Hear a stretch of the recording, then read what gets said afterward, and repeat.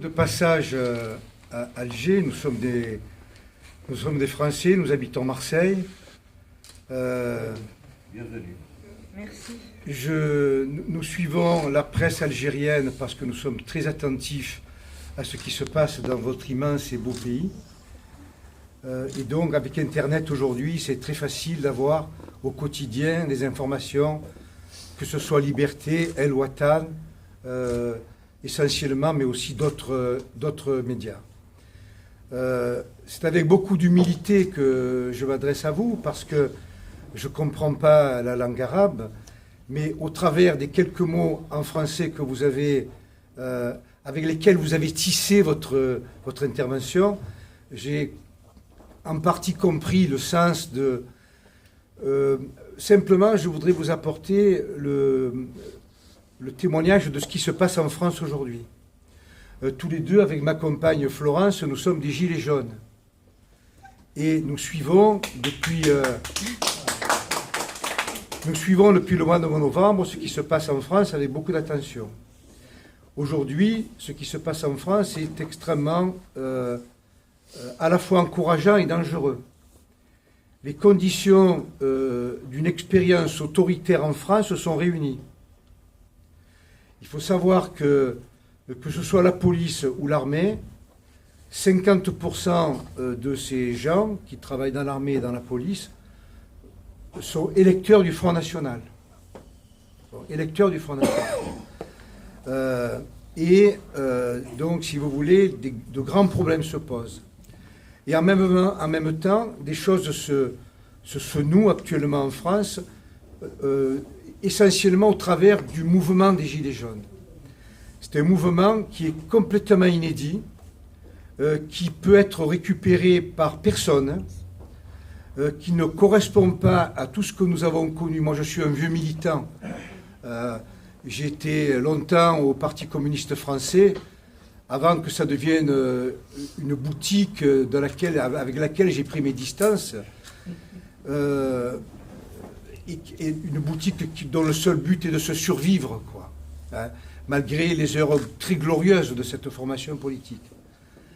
Donc, ce qui se passe en France et ce qui se passe aussi en Algérie, c'est une réalité qui échappe à tout ce que nous avons connu. On pourrait appeler ça l'ère du peuple. C'est le moment où les gens comprennent que le monde politique tel qu'il est conçu ne les sert pas. Ne les sert pas.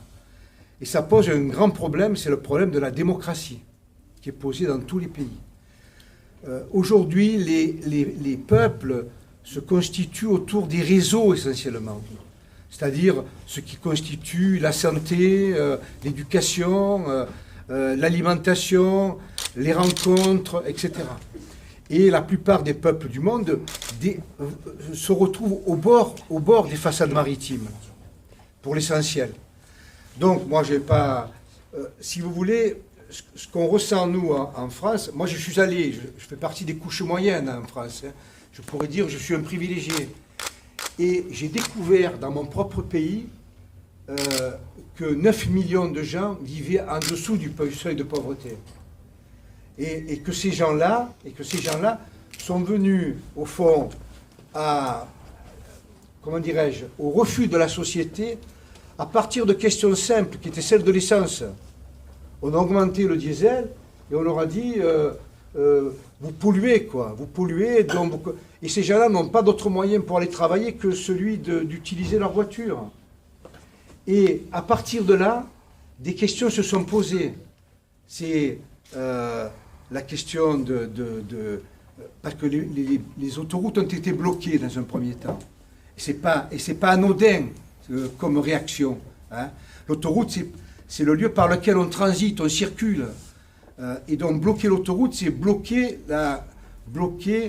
ce qui, dans ce pays, en tout cas la France, ne correspond plus à ce qu'attendent les gens. À partir de... Ça rappelle d'ailleurs la Révolution française, 1789, où, à partir de Turgot, qui avait mis une taxe sur les farines, où les gens n'arrivaient plus à acheter du pain, hein, il s'est posé la question, mais on meurt de faim, on n'a plus de pain. Deuxième question, mais qui possède le blé? Qui nous vend le blé? Et donc, je ne développe pas, mais tout le monde comprend bien que de fil en aiguille, la question qui est essentielle, c'est celle des transnationales aujourd'hui. Monsieur. Voilà. Qui possède l'argent, quoi. Une question. Excusez-moi. Poser une question précise. Oui. Ah d'accord, mais non, c'était pour dire que moi je me retrouve dans ce qui se passe aujourd'hui en Algérie. Est-ce que vous partagez ce point de vue?